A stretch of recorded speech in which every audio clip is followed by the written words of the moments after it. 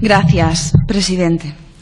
Pois, unha vez máis, traemos a esta comisión ou ao propio Parlamento de Galicia esta cuestión, evidentemente, a colación do conflito que están a sufrir as auxiliares do Hospital de Vigo con respecto ao conflito do transporte da roupa sucia. E o facemos porque, evidentemente, esta é unha consecuencia máis a tenor do que se está a vivir no hospital, da privatización de ter decidido esa colaboración público-privada no Hospital de Vigo. Nos levamos pelexando contra a mesma dende antes de que se fixera o propio hospital, cando se decidiu que este ia ser o método polo que se ia a construir non só, sino a explotar aos servizos do Hospital de Vigo, e dende entón todas as mostras de ineficiencia desa xerencia privada, desa colaboración público-privada, nos teñen dando a razón de que era un elemento prexuicioso non só económicamente para a Xunta de Galicia, sino evidentemente de cara ao servizo que se presta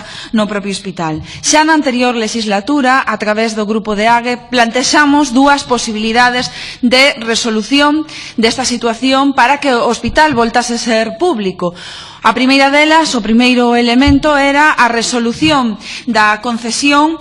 nos termos que contempla o propio prégulo de cláusulas administrativas particulares no caso dos incumprimentos. Temos varios elementos que indican que houbo incumprimentos bastante evidentes que temos denunciado durante todos estes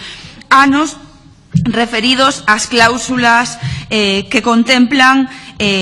como deben cumprirse o contrato. E o propio prego contempla na cláusula 30 os supostos fácticos de secuestro por incumprimento das obrigas contratuais da concesionaria. O de secuestro é literal, é dicir, o prego contempla dúas maneiras de rescindir de alguna maneira esa situación, ese contrato coa concesionaria. Unha é por secuestro, é dicir, un incumprimento directo, e outra é cláusula 37, unha resolución por incumplimentos tales como pode ser un retraso no prazo, demora no inicio de prestación de servicios, etcétera, etcétera. Veñen definidas nos propios plegos de cláusulas administrativas particulares que redactou a propia Xunta de Galicia. Xa dixemos dende o inicio que se cumprían os prazos de entrega, que se cumprirá a financiación, que se cumpriran unha serie de elementos bastante obvios que dende o inicio fixeron que non se cumpriran os mínimos contemplados nese prego de cláusulas administrativas. A cláusula 7ª define o dereito a designar un representante permanente e o dereito de asistencia ás xuntanzas do Consello de Administración da concesionaria. A cláusula 7.6 define a obriga do concesionario de realizar auditorías, tampouco temos coñecemento dos resultados desas auditorías, e a cláusula 25 deses pregos define como se compón as distintas figuras que teñen que controlar os servizos dentro do hospital.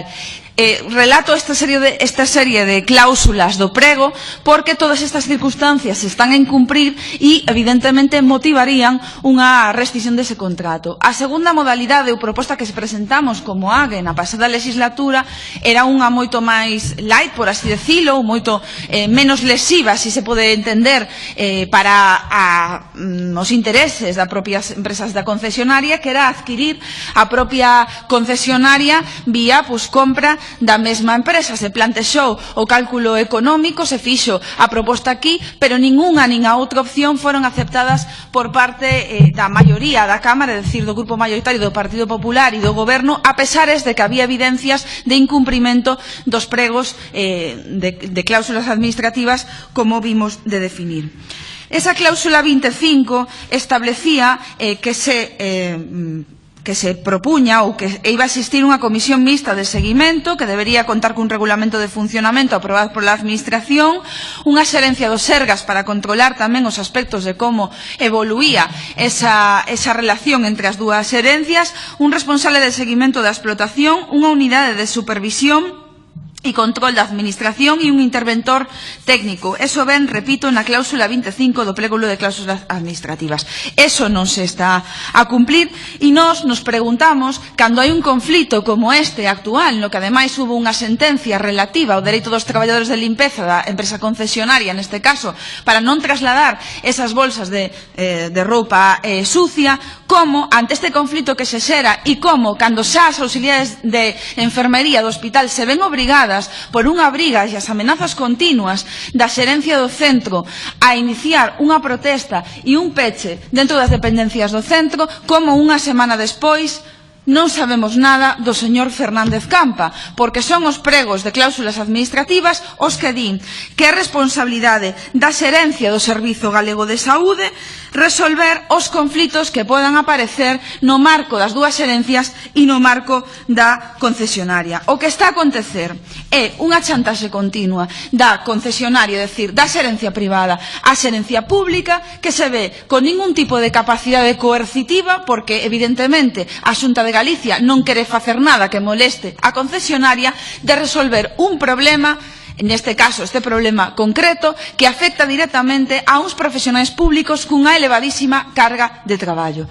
Nós, dende aquí, o que queremos mostrar é a nosa solidaridade e o noso respeto á loita desas persoas, desas traballadores e traballadoras públicas, auxiliares de enfermería, que xa manteñen unha situación pois bastante negativa, co incremento de carga de traballo, coa plantilla escasa que manteñen no hospital e que a maiores se lles intenta imputar unha serie de tarefas que non son propias dun traballador, unha traballadora sanitaria. Este non é un conflito entre traballadores e traballadoras, non é un conflito de quen ten que levar este servizo, de que se pelexen os traballadores de limpeza, de lavandería, ou os auxiliares e auxiliares de enfermería, ou os celadores e celadoras, que, por certo, xa tiveron que protestar porque xa previamente a concesionaria,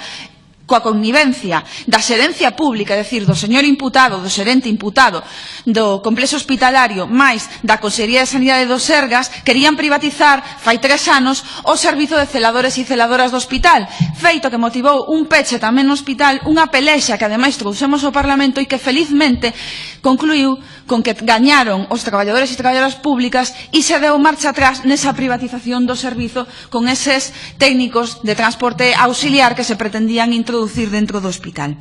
Esa situación actual, repito, non é un conflito de traballadores e traballadoras, é un conflito no que cando está privatizado o servizo de lavandería, o servizo de limpeza, o servizo da explotación, a concesión da explotación está privatizada nesa colaboración público-privada, é a concesionaria que ten que buscar solucións para dar ese servizo, incrementando os profesionais do servizo que considera oportuno. É a concesionaria que ten que negociar coa xerencia pública e non imputarlle aos profesionais sanitarios privados unhas tarefas que non teñen por que realizar, cando ademais xa se ven pois nun número evidentemente pequeno para realizar a elevada carga de traballo que teñen no propio centro. Isto é un exemplo, un elemento do que sucede cando se privatizan os servizos públicos e cando se privatiza a explotación dun hospital público. E evidentemente isto non sucedía, estas dificultades non sucedían cando tiñamos unha lavandería pública, eu traballei no hospital do Meixoeiro, cando tiñamos uns servizos públicos. Este tipo de problemas, evidentemente, sempre hai problemas na xestión que hai que solucionar por parte das xerencias, pero non existían este tipo de problemas. Se solventaban e se traballaban con absoluta normalidade. A realidade era que temos un hospital mal construído, no que ademais hai que mover roupa mollada porque as duchas perden continuamente e hai que poñer barreiras de roupa, é dicir, bolsas cun peso elevadísimo que pretenden que se carguen as mesmas auxiliares de enfermería que teñen que realizar os cambios posturais, os cambios de cueiros,